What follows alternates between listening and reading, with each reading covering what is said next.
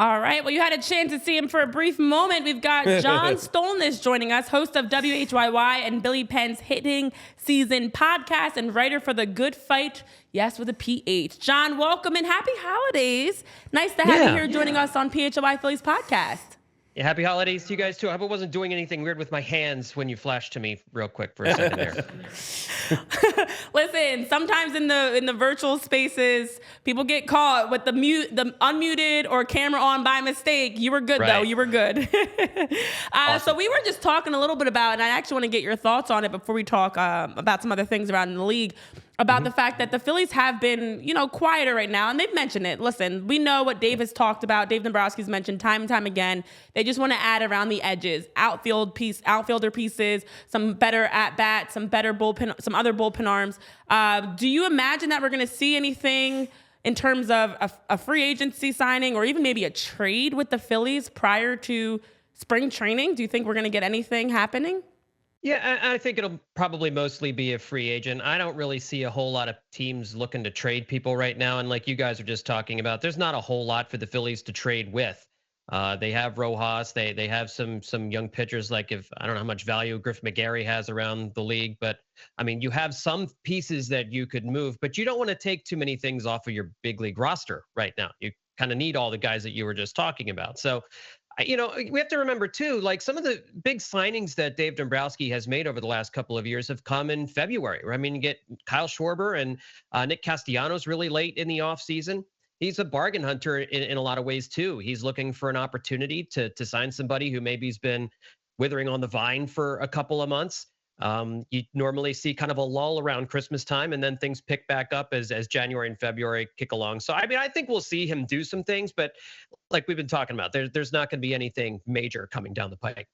Yeah, John Dombrowski's, a couple times has said, add around the edges, which makes sense with their payroll and being in the luxury tax. To you, which is the more pressing need? Another bullpen arm to kind of fill that Kimbrel spot, or, a outfielder, preferably, a more veteran type to, kind of hedge your bets a little bit so you're not relying solely on Pache, Rojas, and center field? Well, and pardon me, I've been battling a cold, but the voice may go in and out a little bit. But I think the thing with the bullpen is I think you have a better likelihood of adding something that's of higher impact there. Like you could maybe trade for Emmanuel Clase from the Guardians if you could work out a package, and that could be a really high impact type reliever if the Guardians decide they want to move along from him. And again, that might be a trade deadline type deal. But I think if you're looking at outfield, I think that's the more pressing need right now.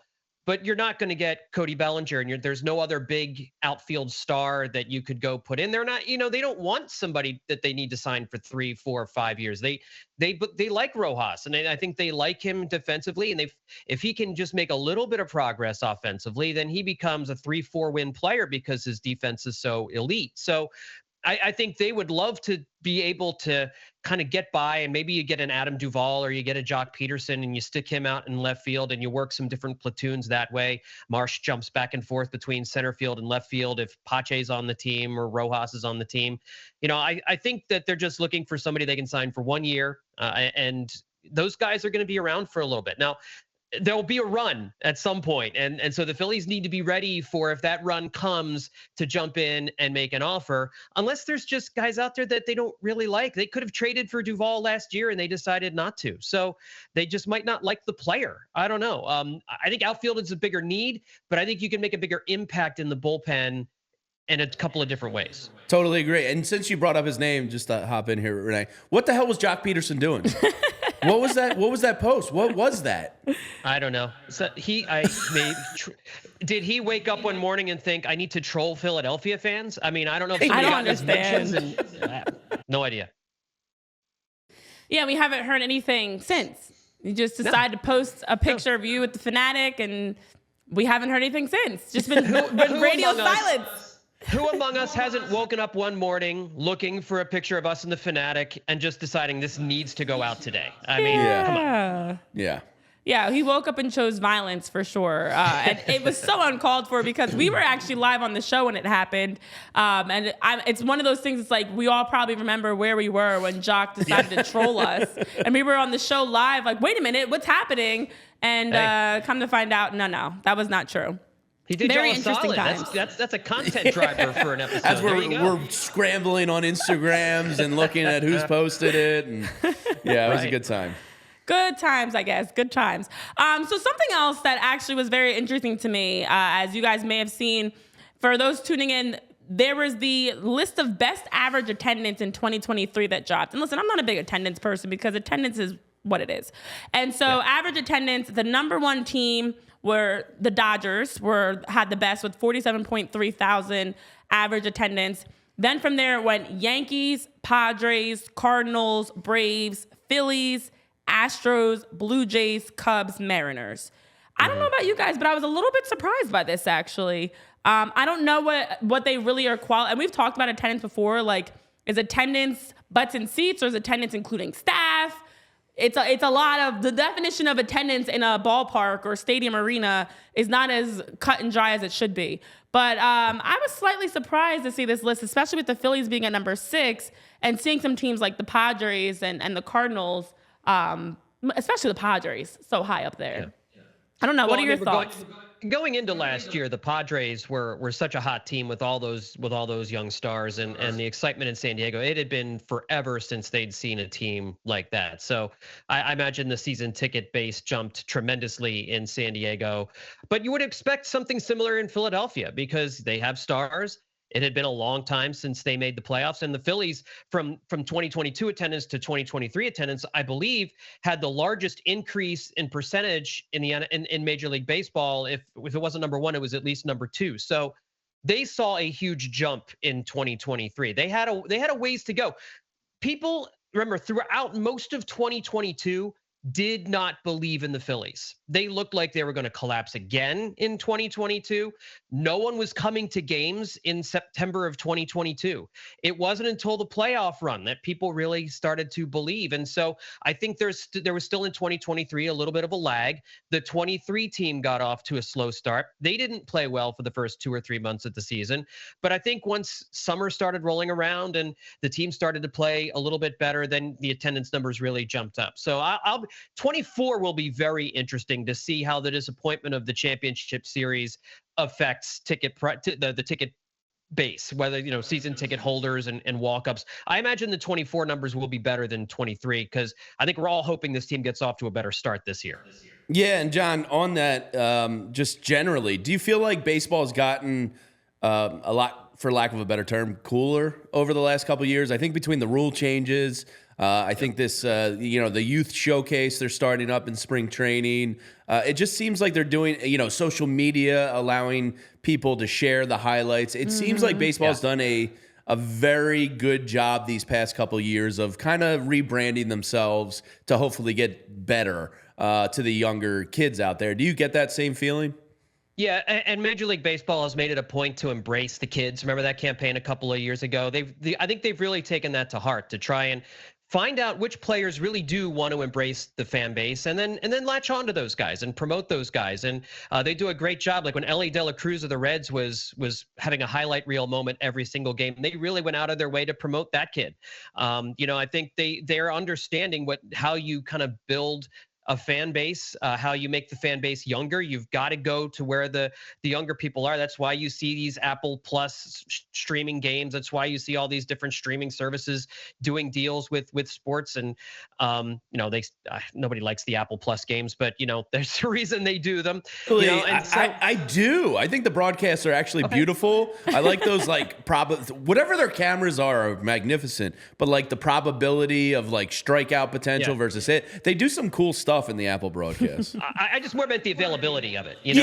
Sure. Cable, but you don't. Yeah, there's just you have to subscribe to every streaming service in order to get all of the sports that you want to get, and nobody's doing that really. But I think you're right. I think baseball is doing better.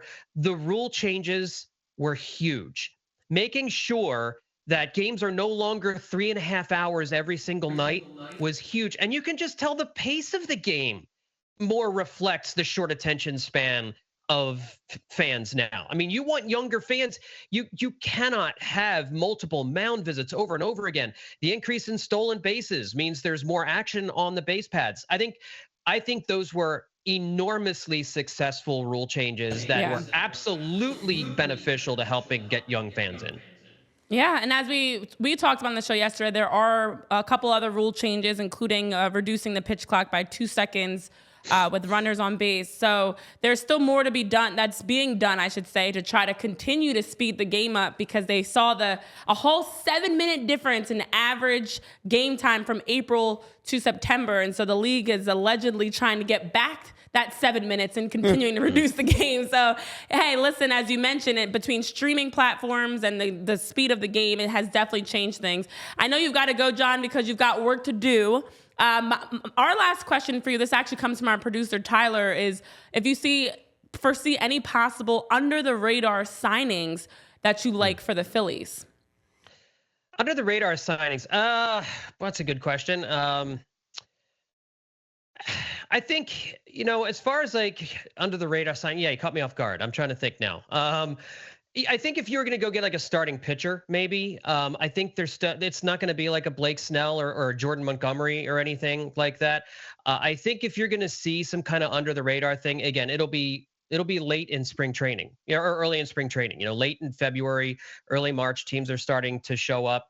I mean, listen, if Cody Bellinger is still out there and he's not signed, and you can get him on a deal, maybe that's something that can happen. But honestly, I don't see anything under the radar out there that the Phillies are interested in. I mean, like, you've got these relievers like Jordan Hicks who make a lot of sense. You could go out and get somebody like that.